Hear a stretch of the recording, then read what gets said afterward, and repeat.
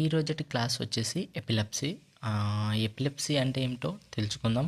And దాని యొక్క causes ఏంది, అండ్ దాని యొక్క risk factors, pathophysiology, treatment, diagnosis, clinical manifestations అంటే ఏంటో క్లియర్గా తెలుసుకుందాం. ఇప్పటి వరకు మీరు నా ఛానల్ని సబ్స్క్రైబ్ చేసుకున్నప్పుడు సబ్స్క్రైబ్ చేసుకోండి. ఇలాంటి మంచి కంటెంట్ కోసం నా ఛానల్ని అయితే ఫాలో అవ్వండి. చూడండి, ఎపిలెప్సీ. ఓకే, అసలు ఎపిలెప్సీ అంటే ఏంటి? Epilepsy is the neurological disorders that affects brain or parts of the brain. Okay, అంటే ఎపిలెప్సీ అనేది న్యూరోలాజికల్ డిజార్డర్. ఓకే, ఈ దట్ ఎఫెక్ట్స్ బ్రెయిన్ యొక్క పార్ట్స్ని డ్యామేజ్ చేస్తుంది, ఎఫెక్ట్ చేస్తుంది. దాన్ని మనం ఎపిలెప్సీ అని అంటున్నాం. ఓకే, సీజర్స్ అంటే ఎపిలెప్సీ అన్నాం కదా, అప్పుడు సీజర్కి ఎపిలెప్సీకి ఏంది డిఫరెన్స్ అంటే చూడండి, ఇక్కడ సీజర్స్ చూడండి. Seizures is nothing but inappropriate discharge of the electric impulse in the brain which last for few seconds to minute. Okay, దాన్ని సీజర్స్ అని అంటాం. మీకు అర్థమవుతుంది కదా. సీజర్స్ అంటే ఇన్అప్రోప్రియేట్గా ఎలక్ట్రిక్ ఇంపల్స్ అనేటివి మన బ్రెయిన్లో రిలీజ్ కావడాన్ని అండ్ డిశ్చార్జ్ కావడాన్ని మనం సీజర్స్ అని అంటాం. అండ్ ఎపిలెప్సీ అంటే బ్రెయిన్ యొక్క పార్ట్స్ని ఎఫెక్ట్ చేస్తుంది. Okay, 1 or more episodes of seizures is known as the epileptic condition. Okay, seizures అంటే ఒకటి లేదా అంతకంటే ఎక్కువ ఎపిసోడ్స్ ఆఫ్ సీజర్స్ వచ్చాయనుకో, అప్పుడు మనం ఆ కండిషన్ ఏమంటామంటే ఎపిలెప్టిక్ కండిషన్ అని అంటాము. ఓకే, ఇక నెక్స్ట్ వన్ వచ్చేస్తే ఎపిడెమియాలజీ. ఈ ఎపిడెమియాలజీ అంటే ఈ స్పెసిఫిక్ డిసీజ్ అనేది ఏ రేషియోలో, ఎక్కడ ఎంత రేషియోలో ఉంది, ఎన్ని కేసెస్ రిపోర్ట్ అవుతున్నాయి అనేది మనకైతే ఇండికేట్ చేస్తుంది. సో చూడండి, around 50 million people are with epileptic conditions world వైడ్గా. 50 million పీపుల్ అనేది ఎపిలెప్టిక్ కండిషన్తో ఉన్నారని మనకి రిపోర్ట్ అయితే చెప్తుంది. The incident and prevalence of epilepsy is 760 in every 1000 population. Okay, వ్యాప్తి అనేది 1000 పీపుల్ 760 అనేది రీచ్ అవుతుంది.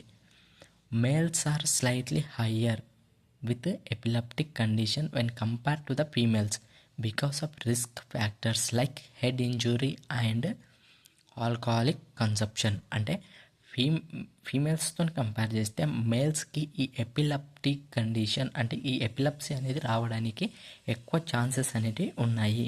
ఎందుకోసం అంటే రిస్క్ ఫ్యాక్టర్స్ అంటే ఎలాంటివి అంటే హెడ్ ఇంజురీ అయినా కావచ్చు, ఆల్కహాల్ కన్సంప్షన్ అయినా కావచ్చు, వీటి వల్ల ఎక్కువగా వచ్చే అవకాశాలు అయితే ఉన్నాయని ఇక్కడ తెలుస్తుంది. The incidence of epilepsy is higher in younger and older population. Okay, younger లోపల ఈ ఇన్సిడెంట్స్ అనేది ఎపిలెప్సీ యొక్క ఇన్సిడెంట్ అనేది ఎక్కువగా ఉంది. అండ్ ఇంకెవరిలో, ఓల్డర్ పీపుల్ ఎవరైతే ఉన్నారో వాళ్ళ లోపల ఎక్కువగా మనమైతే అబ్జర్వ్ చేయొచ్చు. ఇక క్లాసిఫికేషన్కి వస్తే మనకి ఎపిలెప్సీ అనేది సెవరల్ టైప్గా క్లాసిఫికేషన్ అనేది ఉంది. అంటే అందులో ఫస్ట్ వన్ వచ్చేసి అబ్సెన్స్ సీజర్స్. Absence seizures. ఈ అబ్సెన్స్ సీజర్స్ అంటే ఏంటంటే this type of seizures are associated with very little jerky moment and was reported in childrens. మోస్ట్లీగా ఈ అబ్సెన్స్ సీజర్స్ అనేటివి చిల్డ్రన్స్ లోపల రిపోర్ట్ అవుతాయి. అవి ఎలా అంటే it's a very little jerky moments, అంటే ఇలా జర్కీ మూమెంట్ లాగా వచ్చి వెళ్తుంటాయి. అవి పిల్లల లోపల ఎక్కువగా అబ్జర్వ్ చేస్తుంటాం ఈ absence seizures. And next one వచ్చేసి complex focal seizures. This type of seizures are starting from the focal part of the brain, అంటే బ్రెయిన్లో ఫోకల్ పార్ట్ నుంచి స్టార్ట్ అయ్యి which involves loss of consciousness and non motor symptoms. Okay, మనం consciousness అనేది loss అయ్యి non motor symptoms కూడా వచ్చే అవకాశం ఉంది. ఓకే, అండ్ థర్డ్ వన్ వచ్చేసి ఇక్కడ చూడండి, generalised tonic clonic seizures. Okay, this type of seizures associated with severe contraction and jerky movement the main reason of tonic clonic seizures of the history of head injury. Okay, మెయిన్గా ఈ tonic clonic seizure రావడానికి reason వచ్చేసి head injury.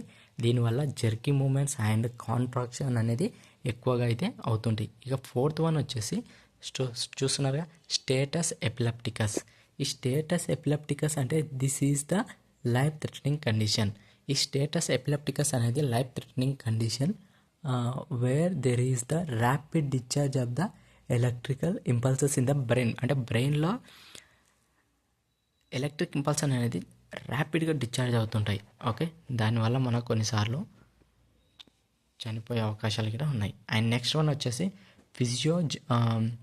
Psychogenic non epilepticus seizures. Okay, this is associated with some psychological changes in the behaviour. అంటే ఒక person ఈ condition ఉన్నప్పుడు అంటే ఈ స్టేజ్లో సైకోలాజికల్ చేంజెస్ అనేటివి వస్తాయి బిహేవియర్లో. ఓకే, అండ్ సిక్స్త్ వన్ వచ్చేసి pre eclampsia. Okay, where there is reported high blood pressure at the time of pregnancy. ఈ టైంలో హై బ్లడ్ ప్రెషర్ అనేది ఉంటుంది ప్రీ ఎక్లాంప్సియా స్టేజ్లో, mostly 6th and 28th week. And last one వచ్చేసి eclampsia. If pre eclampsia అంటే ఏదైతే ఇది ఉందో ఈ pre eclampsia condition was not treated, then that there continuation of the increases blood pressure and also loss of protein in urea which under treated lead to paralytic condition. Okay, దాన్ని continue అయితే దాన్ని treat చేయకపోతే మనకైతే ఇలా అవుతుంది. ఇవి 7 types ఉంటుంది scissors epilepsy. And aetiology అంటే దేనివల్ల ఈ ఎపిలెప్సీ అనేది రావడానికి ఛాన్సెస్ ఉందంటే చూడండి, ఒకటి ఏంటంటే జెనెటిక్ సిండ్రోమ్. ఈ జెనెటిక్ సిండ్రోమ్లు ఏవేవంటే పిట్ హాప్కిన్స్ సిండ్రోమ్ ద్వారా అయినా రావచ్చు, ఏంజల్మన్ సిండ్రోమ్ ద్వారానైనా రావచ్చు, అండ్ ట్యూబరస్ స్క్లిరోసిస్ ద్వారానైనా రావచ్చు. అండ్ సెకండ్ వన్ వచ్చేసి chromosomal duplication or detection, 22q detection ద్వారానైనా, and 1p36c0 detection and Wolf syndrome ద్వారానైనా రావచ్చు. And next one third one వచ్చేసి మెటబాలిక్ డిజార్డర్స్ ద్వారా, అంటే అసిడోసిస్ డిజార్డర్ ద్వారానైనా లేదంటే హైపోగ్లైసెమియా డిజార్డర్ ద్వారానైనా కావచ్చు. ఇక జీన్ మ్యుటేషన్స్కి వస్తే CHRNA1 అండ్ CHRNA2 ఇలా డిఫరెంట్ వాటి ద్వారా కావచ్చు. అండ్ ఇక నెక్స్ట్ దానికి వస్తే మైటోకాండ్రియల్ డిజార్డర్స్ ద్వారా ఇది కూడా వచ్చే అవకాశం ఉంది. అవి ఏంటివంటే lactic acid acidosis and mitochondrial encephalopathy. వీటి ద్వారా మనకు ఈ ఎపిలెప్సీ అనేది రావడానికి ఎక్కువగా ఛాన్సెస్ అయితే ఉన్నాయి. And next risk factors. ఎలాంటి రిస్క్ ఫ్యాక్టర్స్ అనేది వస్తాయి?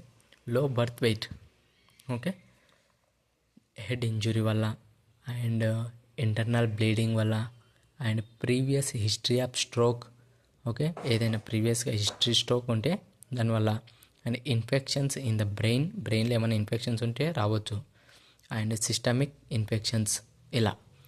అండ్ నెక్స్ట్ ఇప్పుడు ఈ ఎపిలెప్సీ అనేది ఏ విధంగా వస్తుందో ఇక్కడైతే మనం క్లియర్గా తెలుసుకుందాం. చూడండి, ప్యాథోఫిజియాలజీ, ఈటియోలాజికల్ ఫ్యాక్టర్స్ అంటే ఇందాక మనం ఏవైతే చదివామో వాటి వల్ల, అండ్ ప్రీడిస్పోజింగ్ ఫ్యాక్టర్స్ వల్ల ఏమవుతుంది? Loss of integrity of the neurons అనేటివి వాటి యొక్క ఇంటిగ్రిటీని లాస్ అవుతాయి. దానివల్ల ఏమవుతుంది? ఇంబ్యాలెన్స్ ఇన్ ద ఎక్సైటేటరీ అంటే గ్లూటామేట్, ఇనిబిటరీ అంటే గాబా న్యూరో ట్రాన్స్మిటర్స్ అనే ఇంబ్యాలెన్స్ అవుతుంది. దానివల్ల ఏమవుతుంది? Alteration of the synaptic function, అంటే ఈ సినాప్టిక్ ఫంక్షన్ అనేది ఆల్టరేషన్ అంటే చేంజెస్ అనేది అవుతుంది. దీని యొక్క వర్క్ అనేది కరెక్ట్గా ప్రాపర్గా అవ్వదు. ఓకే, దానివల్ల ఏమవుతుంది? సోడియం అండ్ కాల్షియం అయాన్స్ అనేటివి ఇన్ఫ్లక్స్ అవుతాయి. ఇవి ఇన్ఫ్లక్స్ కావడం వల్ల ఏంటంటే డీపోలరైజేషన్ అనేది అవుతుంది. అంటే less negative charge inside the cell లోపల నెగటివ్ ఛార్జ్ అనేది అవుతుంది. దాని తర్వాత stimulation or release of the neurotransmitter in the presynaptic vesicles, దాని లోపల రిలీజ్ అవుతాయి. దానివల్ల ఏమవుతుంది?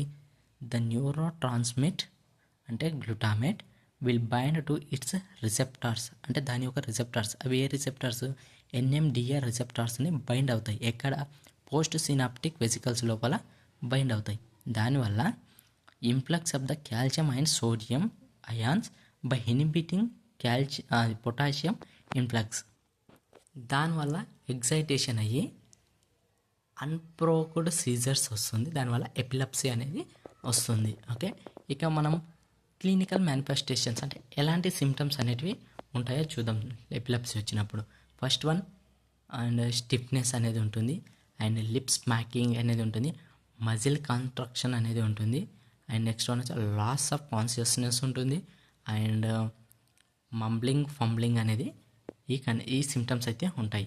అండ్ డయాగ్నోసిస్ ఎలాంటివి చేస్తామంటే న్యూరో ఇమేజింగ్ అంటే బ్రెయిన్ ఇమేజింగ్ లేదా city and MRI of the brain చేస్తాం, ఈఈజీని చేస్తాం, వీడియో ఈఈజీ చేస్తాం, lumbar puncture and prolactin study అనేవి ఈ టెస్టులు అయితే మనం చేస్తాం. ఇక నెక్స్ట్ వన్ వచ్చేస్తే ట్రీట్మెంట్. ఎలాంటి ట్రీట్మెంట్ని ఈ ఎపిలెప్సీకి చేస్తామంటే చూడండి, యాంటీ కన్వల్సెంట్స్. ఓకే, ఈ యాంటీ కన్వల్సెంట్స్ ఏ డ్రగ్స్ ఉన్నాయో అంటే కార్బామజెపిన్స్ 100 mg ఆర్ ఆక్సికార్బాజెపిన్ అనే డ్రగ్స్ని యూజ్ చేస్తాం.